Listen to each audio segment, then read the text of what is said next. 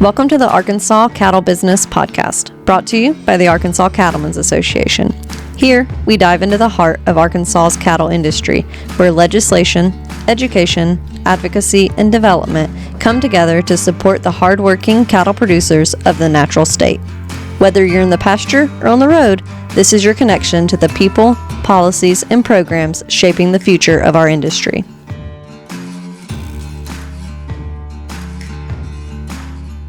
Hello and welcome to this episode of the Arkansas Cattle Business Podcast. I am your host, Michelle Buffkin-Horton. And I'm your co-host, Noralee Townsend. We are excited to be back with y'all for this episode and to talk about some New World screwworm update, to talk about a little bit about what we've been up to at the office, preparing for convention, membership recaps, last minute membership drive updates, and then to have an interview at the end of this episode. So you will see the location and the outfits change and I won't be in it.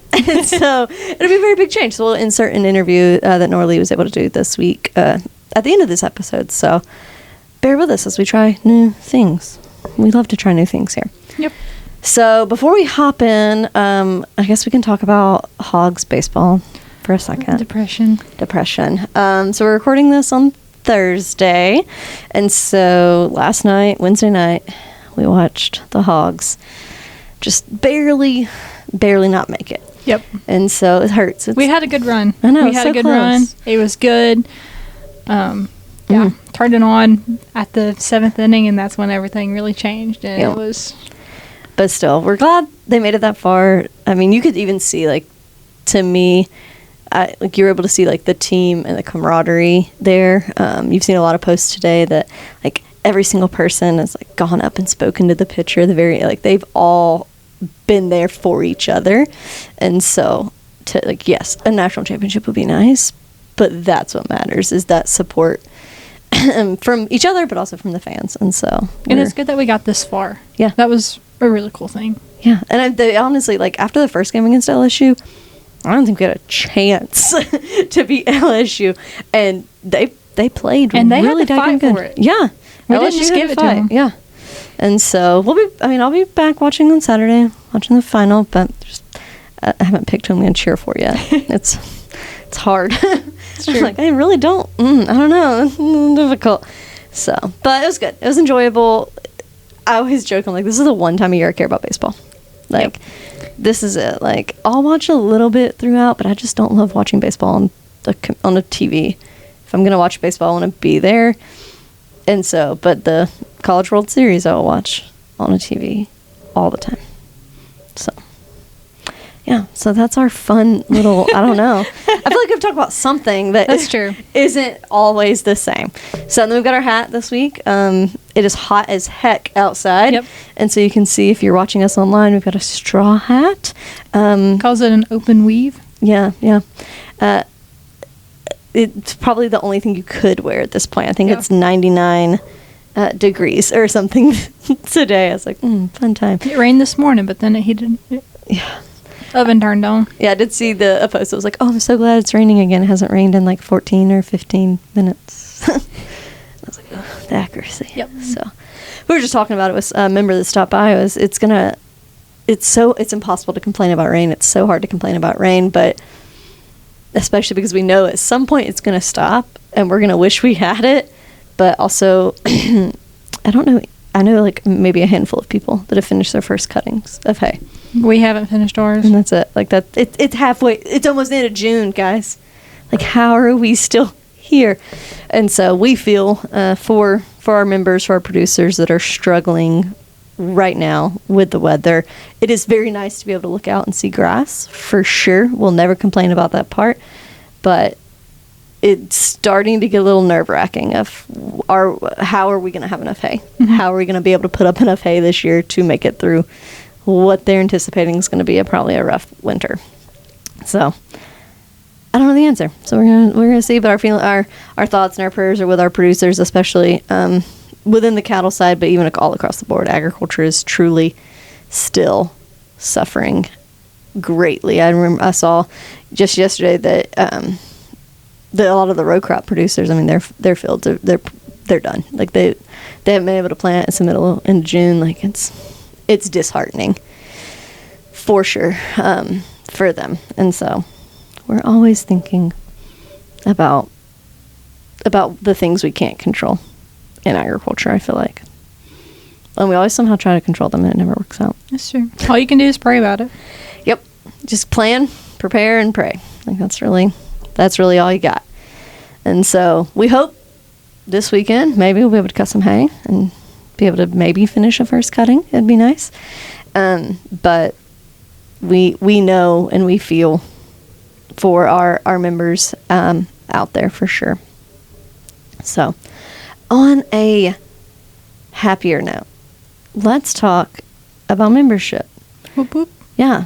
We have like a week and a half-ish left of membership drive. So let's hit the high points. Let's talk about what's left, how people can find out where they stand, where their county stand, all the things. So I'll hand it over. Yeah. So biggest thing, our membership drive ends June 30th. So make sure if you haven't paid, make sure like your mail is postmarked by June 30th, or you're paid online by June 30th, or you called us with a credit card by June 30th. So make sure you're paid for the 2025 membership year. Because our membership years is weird. It's 2026 starts July 1st. So that's why we do that. We are currently at 76% of our membership numbers from last year. I'm really excited about that, but I know there's some more coming in. I've had some calls from counties like, hey, we have a handful of checks and we just haven't sent them yet. And I'm like, okay, great. I'll be on the lookout for them. But yeah, if you don't know if you're paid, go to your county treasurer, membership person, president. They have a paid and unpaid list. You can call them, let them know, or just call us, and I will look you up and make sure you're paid. So, yep. And for our recruiters, we have monthly prizes that we've been giving out throughout the year. And so we also have our Top Hand program. And so for that, and you have to have 15 new members or 30 renewed members signed up under your name as recruited by. And so if you are curious where you stand with that, we have a couple of people that are pretty daggum close and just haven't quite hit it yet. So if you're curious where you stand with that, again, just reach out, call us, let us know, and we'll pull it up and let you know exactly how many members you have left to be able to reach that top hand status. You'll be able to get a choice of a custom belt buckle, a barn jacket, or a partial registration to convention, all courtesy of Preferred Livestock Products. So really excited about that. And so again, we have some people that they're pretty close, and so reach out to us, just ask. But even then, we'll remind you about the recruiter rewards we have. So even if you're like 15 members is a lot, feels like a lot, how can we still get, how can I still help? You can recruit one person. One person makes a difference. So if you recruit one person, you receive an ACA decal. If you recruit 5, you get ACA custom ACA logo leather gloves. And then if you recruit 10 people, you get a metal license plate with the ACA Eat Beef. And so great opportunity there to even if you can't quite get it to 15, you'll still get prizes along the way. And so hopefully encourage you to get out and recruit people. Yeah, we have a week and a half left, but we have a week and a half left. And so that's still plenty of time. Yeah, plenty of time to reach out and let people know and ask them if they've paid or ask them to join if they haven't been a member before. And so really excited about that. We'll be able to see all of our members at convention in not that long. It is August 8th and 9th in Hot Springs at the convention center there. We're really looking forward to it. We're putting together some really great Cattlemen's College speakers and some really great general session, opening session speakers. And so we are hoping to have a program that makes you want to attend. We also have a grant that is available for people to attend that will reimburse your full cost of convention. And so if you are interested in attending but want to be able to save a little bit of money, you can apply for that grant and then keep track. If you get accepted, just keep track of your expenses. Go ahead and register for convention, get your hotel room, and then send in, once you attend, you send in a picture and a little write-up saying that you went and what you learned, and then you're able to receive a check in the mail from the grant company with that amount that you spent. And so you get all of your money back for convention. So you get to go to convention for free. So great opportunity there for our members. If you haven't registered yet, or if you haven't booked your hotel room yet, I encourage you to do both. Hotel rooms do tend to book up pretty quickly. So if you have a preference on where you stay, we have blocks at both the Embassy and at Hotel Hot Springs. And so if you have a preference, I encourage you, go ahead and register for that and book those rooms, because they do fill up pretty quickly there. So anything else on convention? What am I forgetting? Pre-registration ends July 24th. I don't know if we've already mentioned that or not. I don't know. So it feels like you have a lot of time, but obviously the earlier the better. You just get to be done with it, not have to worry about it.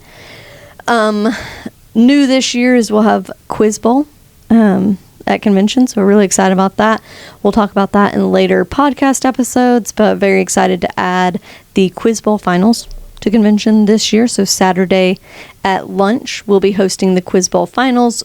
Throughout that morning, we'll have the second round of they did preliminaries back in February, April, and so they are going to do those. They are on Saturday. Is also 4-H and FFA day, so if a student is a 4-H or FFA student and wears something that proves that they are in 4-H and FFA, they'll be able to get in to the trade show for free on Saturday. So really excited about that and seeing some young people there and competing and showing off what they know about the industry. So really looking forward to Quiz Bowl. We'll also have our auction back this year. And so if you are interested in providing items or buying items, either way, love to have you. So we have our Arkansas Cattlemen's Foundation benefit auction. It will be Friday night. And so we have a couple of paintings that are going to be in there already. We've got working on getting a couple of bull credits, working on getting quite a lot of items. So we have some guns, we have knives, we have all kinds of opportunities to purchase there for the silent and the live auction. So great time there, wonderful opportunity to give back to the foundation, which supports the cattlemen's and educational programs. And so we're really grateful to be able to work with the foundation, but also grateful for the people that bring items. So if you have something that your county or you yourself would like to donate, that is able to be tax deductible as well down the road for you. And so I encourage you to bring an item, or at least come prepared to convention to purchase an item for the foundation auction. So, yeah. Fun times. It is. What are you most looking forward to at convention? Probably the Quiz Bowl, because I just love competition. I feel like we need an adult version of this Quiz Bowl as well. Like we need an adult edition. Yes. Yeah. So, yeah, I just love a good competition, and we got the awards in today, so yeah, really excited about them. So. Yeah, it reminds me of like the Pinheifer show when they had to take the knowledge quiz, and then we made the adults take it as well. We're like, how much do you know? Do you know more than these kids? The answer was no, they didn't know more than the kids. And so it's always entertaining to see for the adults to see like, oh my gosh, like I actually didn't know that. And so yeah, that's going to be fun. It's in conjunction with the Beef Council and the U of A System Division of Agriculture.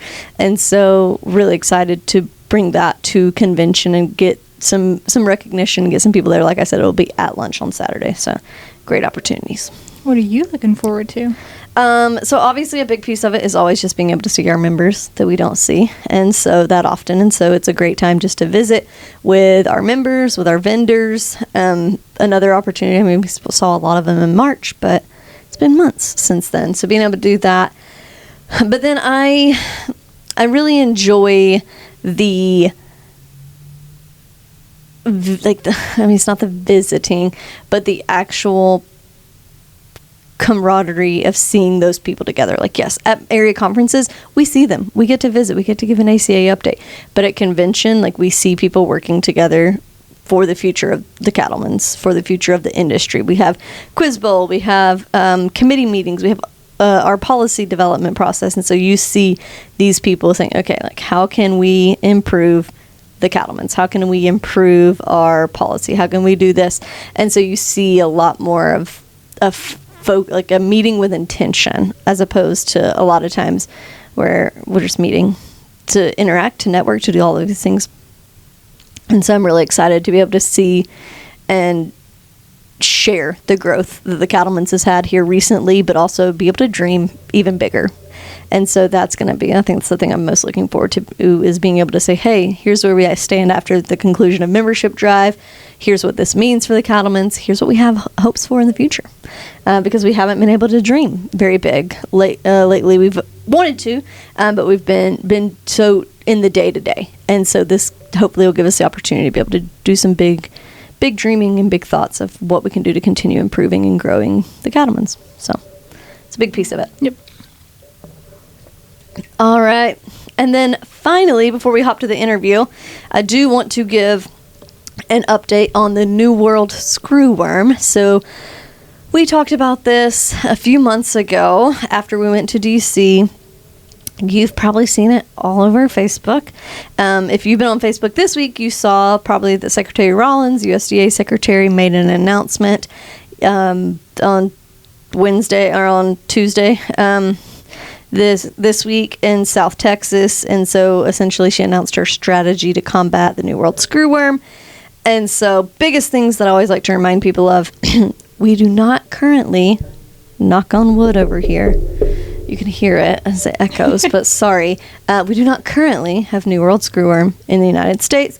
It is 700 air miles away from Laredo, Texas. There are no known cases in the U.S. at this time. And so what the USDA is working on is trying to strengthen and improve our ability to prevent screwworm from getting into the United States. So USDA has begun converting a facility at Moore Air Force Base in Texas so that we can better disperse sterile flies to Mexico. And so we will not be producing these sterile flies at this facility. It will just be a dispersal point. So if you remember, New World screwworm, the only way to eradicate it is to end its life cycle. And so you breed the worm to a sterile fly. They cannot reproduce, and so therefore the life cycle is then ended. And so we'll be delivering sterile flies from that Moore Air Force Base, but again, will not be producing those flies. The flies will still be coming from Panama. However, the cattlemen's and other state affiliates, along with our national affiliate, are continuing to fight for funds needed to produce the sterile flies here in the United States. When we fought this previously, I think we had 3, maybe 4 facilities functioning producing flies in the United States. And right now we have the one in Panama.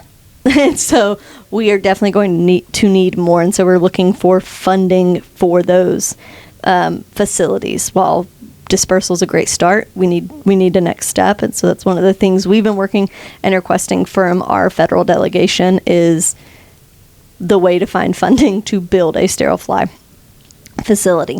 And so again, going through, I've got my notes here. Sorry if you're watching online, you can see me looking at my phone.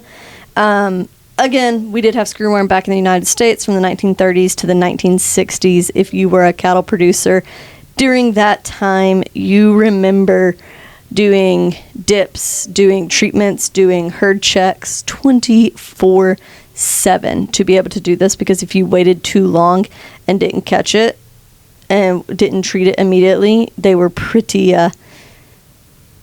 devastating to the herd.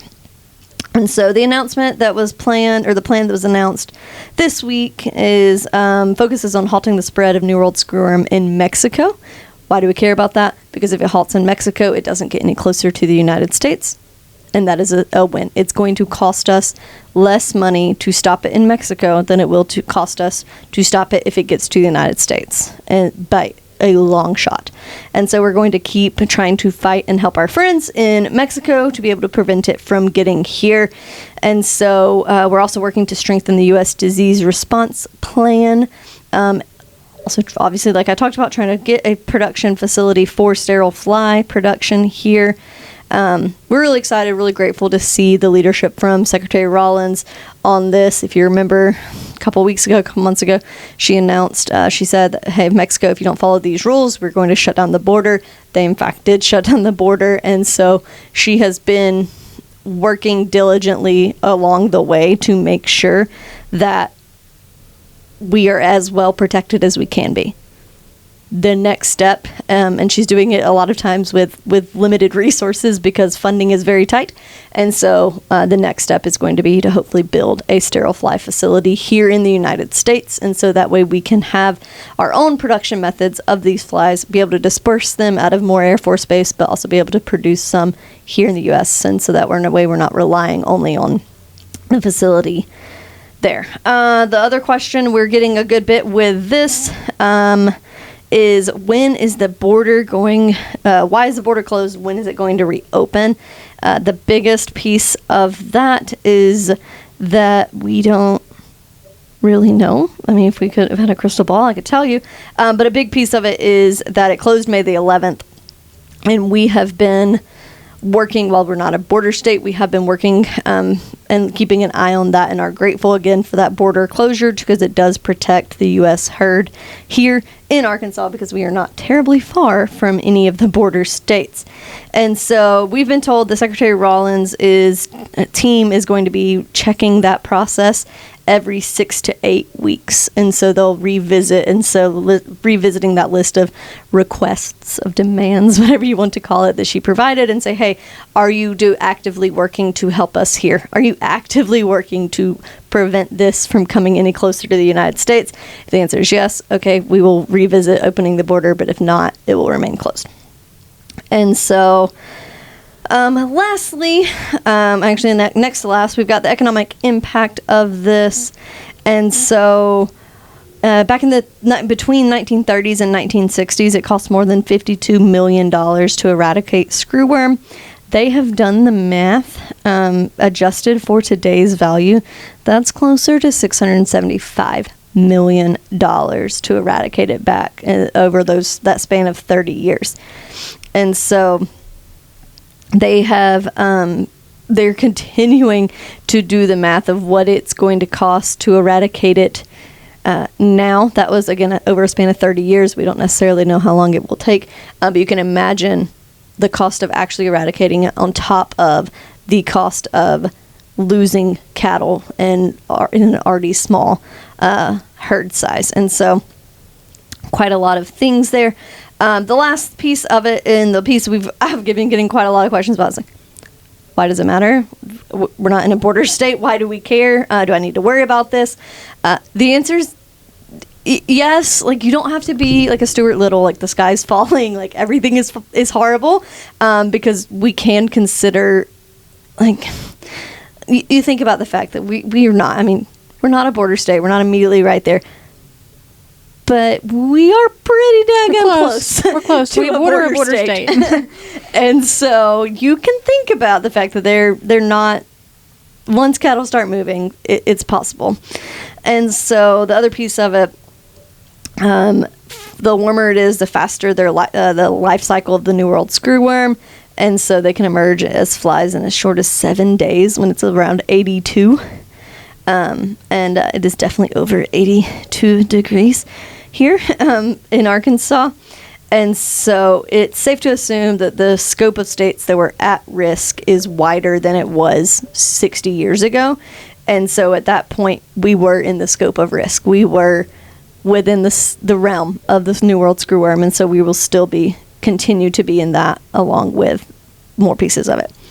And so biggest things to do now, obviously, continue checking your herd, continue keeping an eye on it, familiarize yourself with the signs of New World screwworm infection, but also know that as of right now, we don't have a case in the United States. And so it's not something that you need to immediately be like, oh my gosh, I don't know. Like, no, you have time, but do just familiarize yourself, get ready, think about it, learn about the treatment options, and consult with your veterinarian. Obviously, if we have an issue arise in the United States, we will be hearing a lot more about this coming forward, and we'll be hearing from our state veterinarian as well. This is going to be one of the topics that we are talking about at convention, is the New World screwworm, because we know that it is a scary thing. Even if you did not live through the last epidemic of New World screwworm, you know someone, you've heard stories from people that did, and the devastation that faced cattle producers. And so we want to be as prepared as possible. And so we're going to talk about it at convention. We're going to have speakers come in and share what to do to get ready, what to do to prevent it, what the real risks are, and things like that. And so it's going to be hopefully a very timely topic for us, as we will hopefully be in a similar boat as we are right now, where we're keeping an eye on it. We're still worried about it, but it's not necessarily here in Arkansas yet. So, and it doesn't just affect cattle; it affects all livestock. Yeah, that's a good point. Everything, pets, dogs. Yeah, it's like not even livestock. It's anything that has tissue.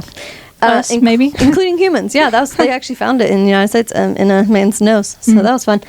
I think about that every day. It's fine. Just another nightmare we needed.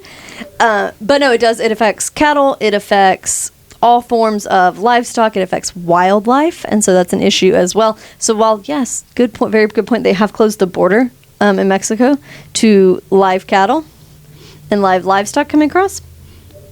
You still have wildlife that comes across. You still have humans that come across, and so you still have all of these other pieces that could transfer this. And so that's one of the other big reasons why we're putting this dispersal facility in South Texas, is so that we can continue to help limit the closeness of the New World screwworm. And so it's going to be it really is. I mean, it's horrible. If you look at the pictures at it, it's absolutely disgusting, because they get an open sore, an open wound, and then just continue burrowing down as they go. It's real bad. I think I read somewhere where down south somewhere they completely killed out a deer herd. Mm-hmm. Yeah, the last known case of New World screwworm in the United States was actually in 2016 in Florida, in the Florida Keys, and it was all deer. And so definitely does affect more than just the cattle population. Does affect anybody, again, pretty much anything with tissue, but especially along the livestock wildlife issue, as you're coming across the border there in the southern part of the United States. And so we'll be keeping an eye on it. We'll be continue to keep y'all updated. Again, it is a developing story. It is a developing issue. But as of right now, we're still 730-ish miles away from the U.S. border. And so we're still hopeful and we're very hopeful now with the continued steps that USDA is taking, that we'll be able to keep it at that distance, if not further, away from the United States. So so that's our big update for the podcast, is New World screwworm. And so honestly, yes, very scary topic, very not fun thing to think about, but very good news and exciting news that USDA is taking the steps, that Congress is working with USDA to take the steps to hopefully be able to continue preventing this crossing into the United States. And so I'm very grateful for Secretary Rollins and her team that are fighting the good fight there every day. So, yep. So with that, we're going to talk about a little bit of what we did this week, what we're working on this week, not because it's necessarily that fun, but because it does lead into our next segment, which is our interview. So one of the things I've been working on this week, or I've been doing this week, obviously, is preparing for convention and getting all of those items ready. But the other piece of what I'm doing is going to and attending legislative fundraisers. So if you do not know, election season has already started. And so it feels crazy for people to think about that. But election season has already started. Most of your senators and your representatives at the state level are currently campaigning for their seat again. And so, or for a new seat. And so I encourage you at the local level, reach out to your state representative, reach out to your state senator, look and see if they are running again or if they're running for a different position, and then touch base with them. Look and see what their voting records are on agriculture issues. See if you like their voting records or if you don't. And so, because the winner is decided by the people that show up. The winner is decided by the people that go up and vote. And so if you don't like someone's voting record, you say, hey, they voted against agriculture every single time.